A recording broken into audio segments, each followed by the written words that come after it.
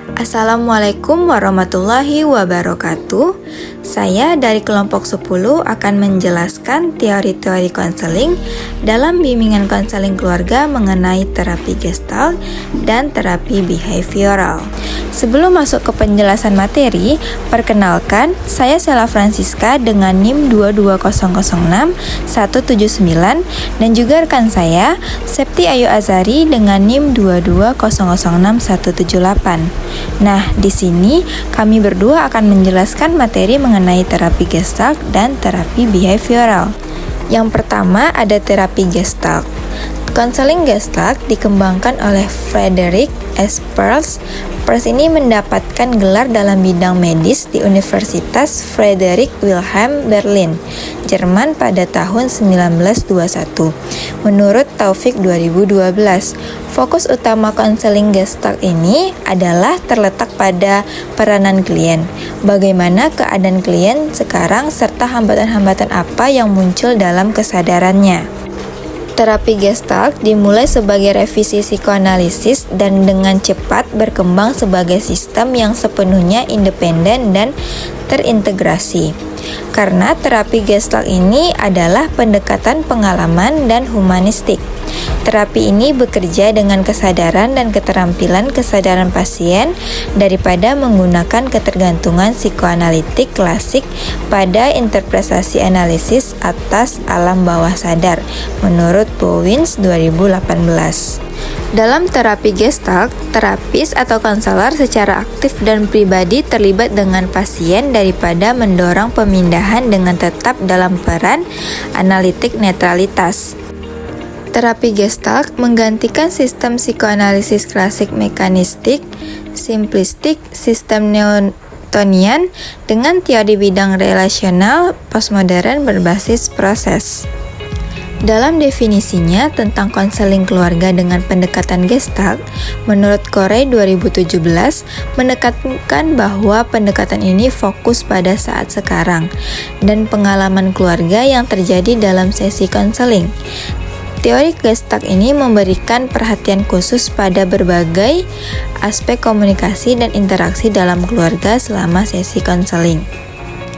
Hal ini mencakup apa yang dikatakan anggota keluarga, bagaimana mereka mengungkapkannya, apa yang terjadi ketika mereka berbicara dengan suatu hal, bagaimana kata-kata mereka terkait dengan tindakan mereka, dan apakah mereka berusaha untuk menyelesaikan permasalahan atau konflik yang muncul selama sesi tersebut.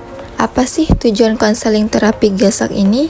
Tujuan utama konseling Gestalt adalah membantu klien agar berani menghadapi berbagai macam tantangan maupun kenyataan yang harus dihadapi. Tujuan ini mengandung makna bahwa klien haruslah dapat berubah dari ketergantungan terhadap lingkungan atau orang lain menjadi percaya pada diri, dapat berbuat lebih banyak untuk meningkatkan kebermaknaan hidupnya.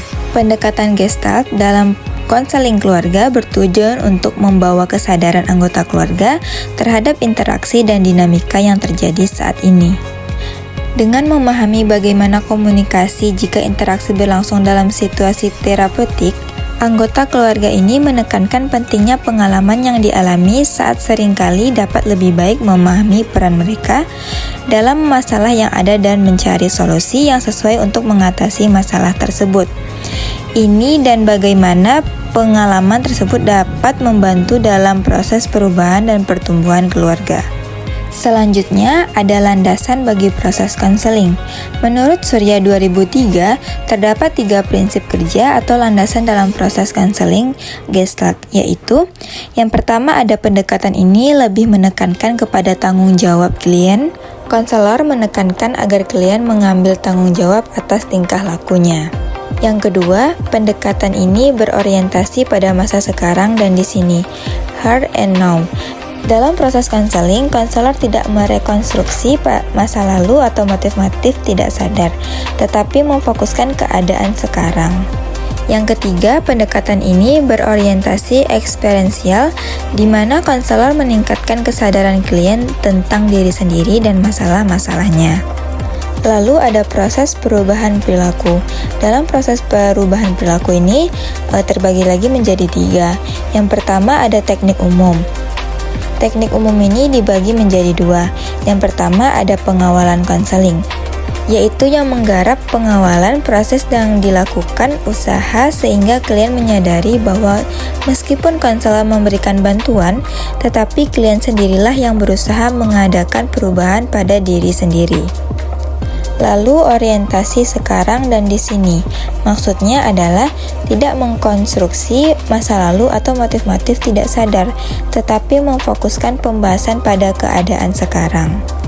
Proses perubahan perilaku yang kedua yaitu memfrustasikan klien, adalah menyadarkan klien bahwa ia betul-betul bermasalah.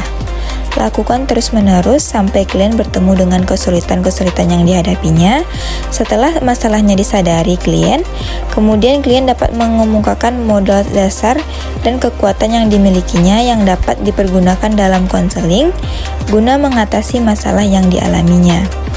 Proses perubahan perilaku yang ketiga ialah teknik eksperiensial, mengarahkan klien untuk mengalami sendiri, yaitu konselor berusaha agar klien mengalami langsung terhadap apa-apa yang dikemukakannya. Selanjutnya ada terapi behavioral. Menurut Swanto, tahun 2016 halaman 3, konseling behavioral adalah suatu teknik dalam konseling yang berlandaskan teori belajar berfokus pada tingkah laku individu untuk membantu konseling mempelajari tingkah laku baru dalam memecahkan masalahnya. Konseling behavioral merupakan bentuk adaptasi dari aliran psikologi behavioristik yang menekankan perhatiannya pada perilaku yang tampak. Tujuan dari konseling behavioral secara umum, tujuan dari konseling behavioral adalah menciptakan suatu kondisi baru yang lebih baik melalui sebuah proses belajar, sehingga perilaku yang tidak seharusnya dapat dihilangkan. Namun, secara khusus, tujuan dari konseling behavioral adalah mengubah tingkah laku adaptif dengan memperkuat tingkah laku yang diharapkan dan meniadakan perilaku yang tidak diharapkan serta berusaha menemukan cara-cara bertingkah laku yang tepat. Selanjutnya, hubungan konselor dan klien. Untuk melihat hubungan konselor klien dalam setting konseling behavioral dapat kita perhatikan dari proses konseling behavioral. Dalam proses konseling behavioral lebih cenderung direktif karena dalam pelaksanaannya konselorlah yang lebih banyak berperan. Dalam konseling behavioral, konselor berperan yang pertama yaitu menyebutkan tingkah laku yang maladaptif. Tingkah laku maladaptif adalah perilaku yang tidak sesuai atau tidak efektif dalam menghadapi situasi tertentu, sehingga mengganggu fungsi seseorang dalam kehidupan sehari-hari. Contohnya yaitu meliputi kecemasan berlebihan, agresi, atau menghindari masalah secara terus-menerus. Yang kedua, memilih tujuan-tujuan yang masuk akal. Tujuan yang masuk akal adalah target atau sasaran yang realistis, terukur, dan dapat dicapai. Dalam konteks konseling behavioral ini, penting bagi seseorang atau keluarga untuk menetapkan tujuan yang dapat mereka capai secara bertahap dalam upaya memperbaiki atau mengubah perilaku yang tidak sesuai. Yang ketiga yaitu mengarahkan dan membimbing keluarga untuk merubah tingkah laku yang tak sesuai. Mengarahkan dan membimbing keluarga berarti memberikan panduan dan dukungan agar anggota keluarga dapat mengenali serta mengubah perilaku yang tidak sesuai. Hal ini dilakukan dengan cara-cara seperti konseling, diskusi, atau terapi keluarga untuk membantu mereka mencapai tujuan perubahan positif. Teknik-teknik konseling behavioral. Yang pertama ada pengembangan kombinasi terapeutik yang bersifat positif. Pengembangan kombinasi terapeutik yang bersifat positif melibatkan beberapa teknik atau metode terapi yang mendukung satu sama lain untuk menghasilkan efek positif yang lebih kuat. Contohnya, menggabungkan terapi kognitif, perilaku, dan emosional untuk meningkatkan kesejahteraan mental anggota keluarga dalam mengatasi masalah atau konflik. Yang kedua, melakukan analisis fungsional terhadap permasalahan dalam lingkup keluarga. Analisis fungsional adalah proses mengidentifikasi penyebab atau faktor yang mempengaruhi munculnya masalah perilaku dalam keluarga. Dengan cara ini, terapi atau anggota keluarga dapat memahami situasi atau pemicu yang menyebabkan perilaku negatif dan mengembangkan strategi untuk mengatasinya. Dan yang terakhir, penerapan prinsip-prinsip behavioral seperti penguatan atau reinforcement dan pemodelan dalam konteks interaksi kehidupan keluarga. Prinsip-prinsip ini digunakan untuk mendorong perilaku positif dan mengurangi perilaku negatif dalam keluarga. Penguatan atau reinforcement adalah memberikan hadiah atau pujian untuk perilaku yang baik. Sedangkan pemodelan adalah memberikan contoh perilaku yang diharapkan agar anggota keluarga dapat menirunya dalam kehidupan sehari-hari. Nah, itu dia materi mengenai teori-teori konseling dalam bimbingan konseling keluarga. Semoga dapat dipahami. Assalamualaikum warahmatullahi wabarakatuh.